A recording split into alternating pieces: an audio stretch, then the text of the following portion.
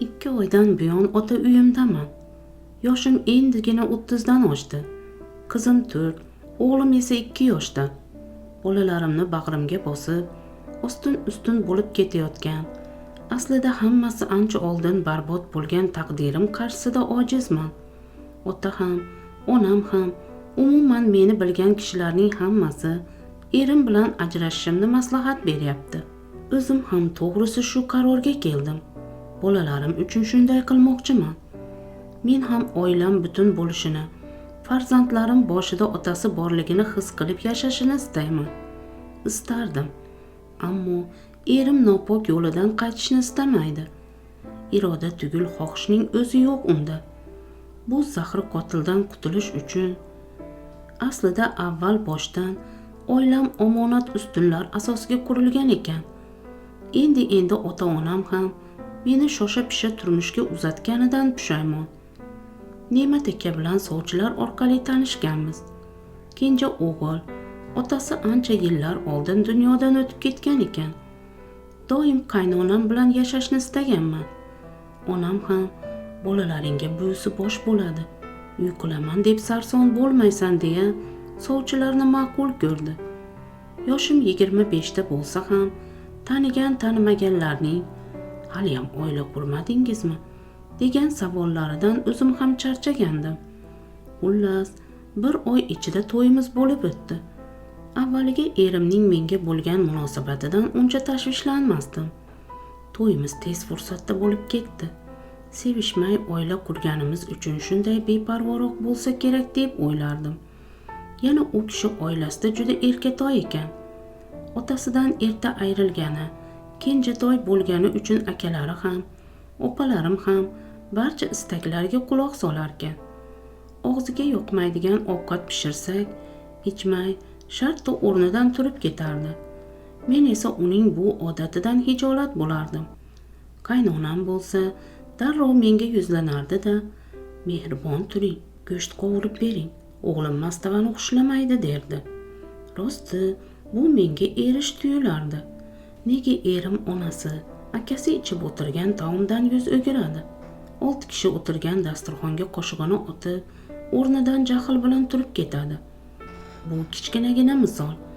Ammo ana shunday qiliqlariga hamma indamay chidardi. Yarim kechasi mast alast uyga kelsa ham hech kim miq etmasdi. Qo'lida biror hunari yo'q.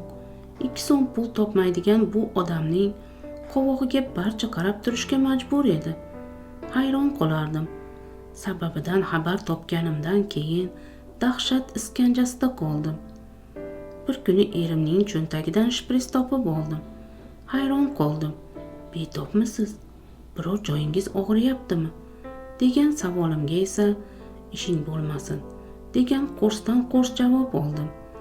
Ammo yuragimga vahima oraladi. Hamshira emasmanmi? Undagi o'zgarishlar, o'zini tutishlari, ba'zida xonani ichidan qulflab qamalib olishlari ko'nglimga gumon oralabdi. Yuragim ostida urayotgan yurakchani o'ylab, bir o'zimni ovutsam, bir dahshatga tushardim. Taxminlarimni oxiri yurak yutib qaynonamga aytdim. "Oyjon, o'g'lingiz meni qo'rqityapti.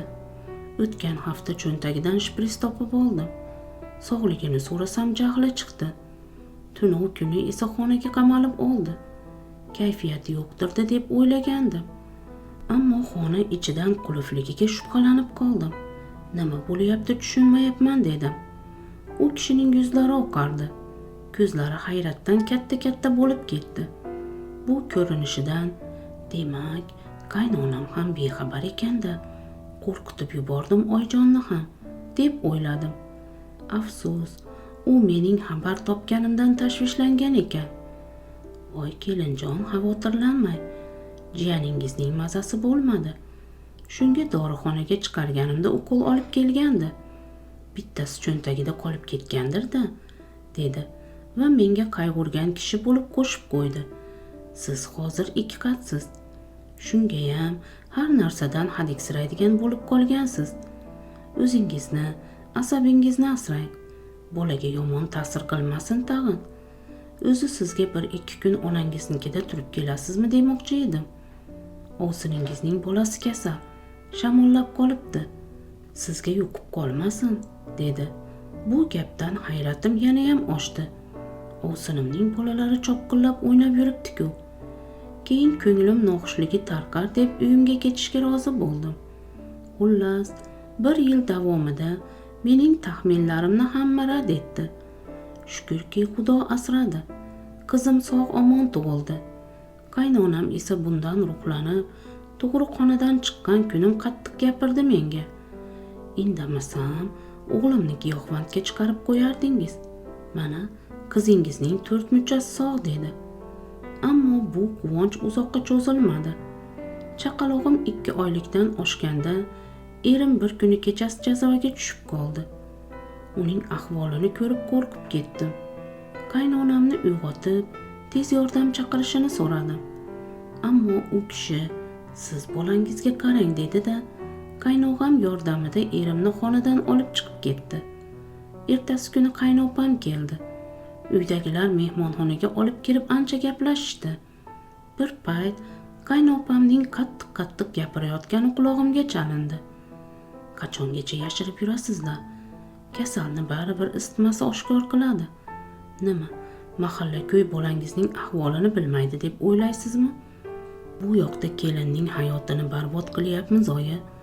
O'zi uylantirishdan oldin sizlarga aytuvdim, davolataylik deb. Ko'nmadinglar, dedi. Men nima qilay? Bolam-ku, menga oson tutmanglar. Ahvolini ko'rib kuyib ketyapman. Hozir kelin bilsa ketib qoladi. Keyin hamma gapiradi-da, ana, eri narkoman bo'lgani uchun ajrashdi deb. Bu gapdan keyin ustimdan qaynoq suv quyilgandek bo'ldi. Bu bolasi-ku sog'lom tug'ildi. Ammo yana homilador bo'lsa-chi, unisi nogiron tug'ilsa-chi, keyin dodingizni kimga aytasiz? Davolatamiz tamom vassalom, dedi qaynopam. Keyin erim davolanish uchun dispanserga yotdi. Meni qaynonam yoniga chaqirib, ancha dardi hasrat qildi. O'g'lim adashib kirib qoldi. Hali hammasi yaxshi bo'lib ketadi, dedi.